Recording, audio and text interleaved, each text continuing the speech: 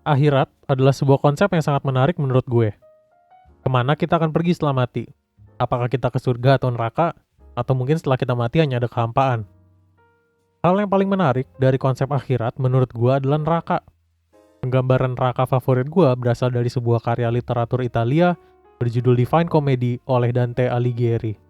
Divine Comedy adalah puisi panjang menceritakan perjalanan Dante sebagai protagonis melewati neraka dan purgatori untuk mencapai surga agar bertemu dengan mendiang kekasihnya, Beatrice.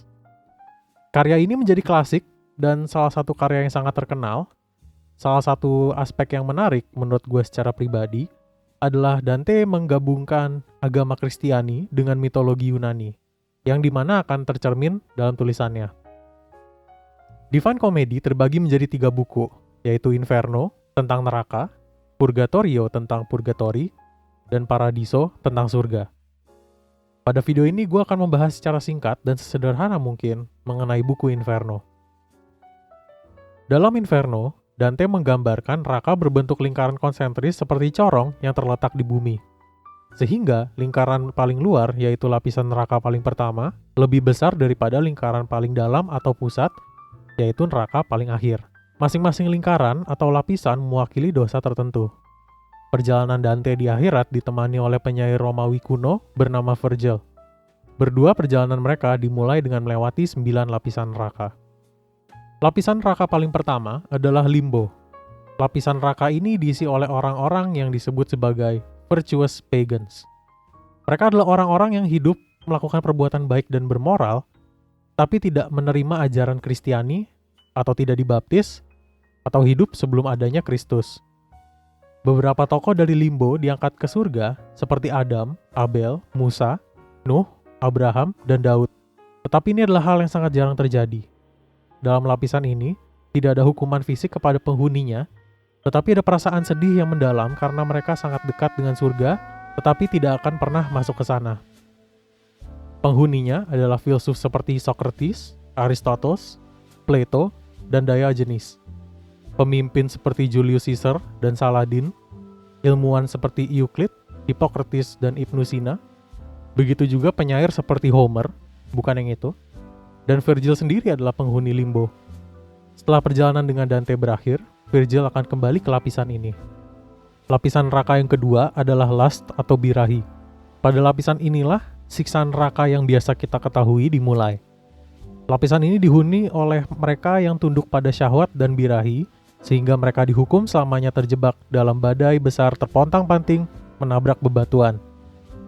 Karena nafsu birahi membutuhkan kenikmatan dua belah pihak yang bertimbal balik, maka Dante menganggap dosa ini paling tidak keji dan siksaannya paling ringan dibandingkan dosa lainnya. Dante bertemu berbagai tokoh seperti Cleopatra, Helen of Troy, dan Achilles. Pada lapisan neraka yang ketiga adalah tempat orang-orang rakus disiksa. Seperti lingkaran sebelumnya, pada lapisan ini juga diterjang hujan. Tetapi hujan tersebut adalah hujan kotoran dan mereka orang yang rakus berbaring di tanah tidak dapat bergerak. Selamanya berbaring dilempar kotoran dari angkasa.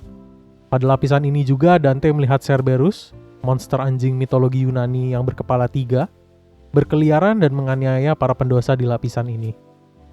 Lapisan neraka keempat menjadi arena bertarung orang-orang yang serakah.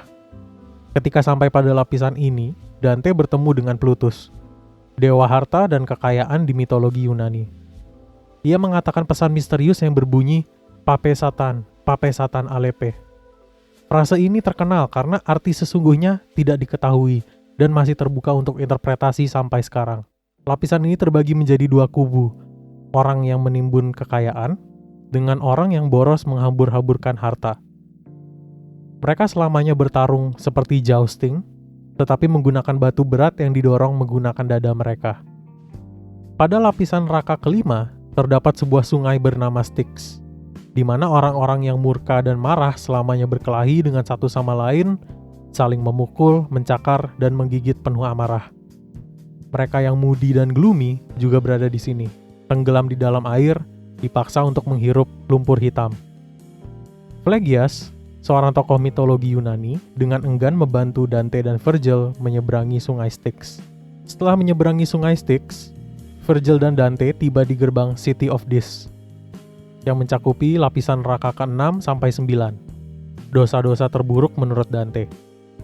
Pada gerbang City of This, muncullah masalah karena gerbang tersebut dijaga oleh fallen angels, yaitu malaikat yang diusir dari surga, the Furies, dewa-dewa pembalasan dendam mitologi Yunani, dan Medusa.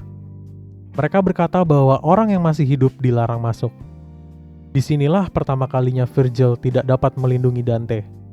Ketika Dante mulai diancam, seorang malaikat turun dari surga dan memerintahkan para penjaga untuk membuka gerbang, memberi jalan untuk Dante. Setelah Dante melewati gerbang, ia memasuki lapisan neraka ke-6, tempat orang dengan dosa heresi. Heresi adalah dosa karena menolak doktrin Kristiani dan gereja. Orang yang melakukan dosa ini disebut heretics. Pada lapisan ini, para heretics, seperti Epicurus, terjebak dalam kuburan yang terbakar. Berikutnya adalah lapisan ke-7, tempat untuk orang yang melakukan kekerasan. Terdapat 3 jenis kekerasan. Yang pertama adalah kekerasan terhadap orang lain, seperti pembunuh, panglima perang, dan perampok. Orang yang melakukan tipe kekerasan ini akan tenggelam dalam sungai darah dan api yang mendidih. Yang kedua adalah kekerasan terhadap diri sendiri, seperti bunuh diri. Mereka akan ditransformasi menjadi pohon keriput dan berduri yang akan dimakan oleh harpi, sebuah burung mitologi Yunani, dan hanya bisa berbicara jika dahannya patah dan darahnya mengalir. Yang ketiga adalah kekerasan terhadap Tuhan dan alam, seperti penghujat agama, blasphemers, That piece of halibut was good enough for Jehovah. Blasphemy! He said it again! yang akan berbaring di pasir panas mendidih. Pada lapisan ke-8 adalah tempat penyiksaan orang yang hidupnya menipu dan memanipulasi orang lain.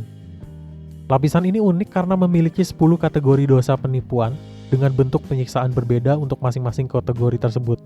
Gue tidak akan membahas setiap kategori karena video ini akan menjadi terlalu lama. Orang yang masuk ke dalam lapisan neraka ini adalah para penjilat yang disiksa dengan tenggelam di kotoran manusia. Fortune teller disiksa kepalanya dipelintir hingga menghadap ke belakang dan selamanya berjalan mundur. Politisi korup disiksa dengan direbus dalam genangan air mendidih.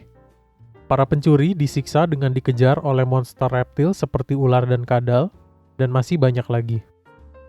Lapisan paling terakhir adalah tempat para pengkhianat. Mungkin kita biasa membayangkan bahwa neraka paling bawah adalah tempat yang sangat panas dan membara. Tetapi dalam karya Dante, lapisan ini adalah tempat yang sangat dingin. Dante sampai di danau beku bernama Kecaetus. Terjebak di dalam es adalah orang-orang yang hidup sebagai pengkhianat. Kecaetus terbagi menjadi 4 wilayah dengan kategori pengkhianatan masing-masing. Ada pengkhianatan terhadap keluarga, pengkhianatan terhadap negara, pengkhianatan terhadap tamu, dan pengkhianatan terhadap Tuhan. Masing-masing wilayah dengan variasi siksaan di danau Kecaetus. Di lapisan paling terakhir, di tengah-tengah neraka, adalah Satan atau dikenal sebagai Lucifer. Digambarkan bahwa Lucifer adalah raksasa bersayap dengan tampang mengerikan yang terkurung dari pinggang ke bawah di dalam es. Ia memiliki 3 wajah dengan warna berbeda. Wajah di tengah berwarna merah, wajah di kanan berwarna kuning pucat, dan wajah di kiri berwarna hitam. Lucifer menghukum 3 pengkhianat terbesar yang ia kunyah di masing-masing mulutnya. Di wajah kanan dan kiri ia mengunyah Cassius dan Brutus, pengkhianat Julius Caesar. Di wajah tengah dengan kunyahan paling ganas adalah pengkhianat terbesar.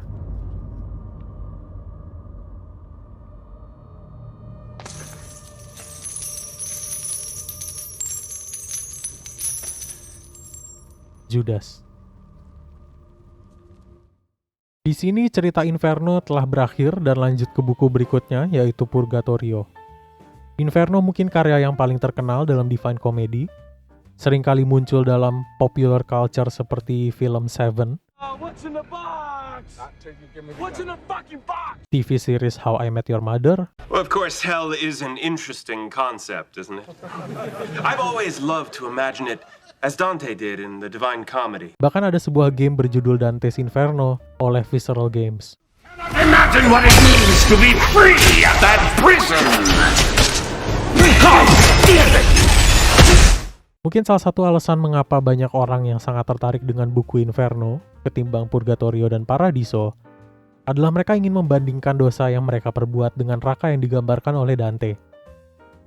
Atau mungkin kita semua akan ke sana. Inferno hanya 1/3 perjalanan Dante. Jika kalian memiliki waktu, maka tidak ada salahnya untuk coba membaca karya ini secara lengkap. Kalian tidak perlu memeluk kepercayaan Kristiani ataupun menjadi orang yang religius untuk bisa mengapresiasi dan enjoy Divine Comedy. Karya ini adalah salah satu kisah cinta yang paling memorable dan ikonik.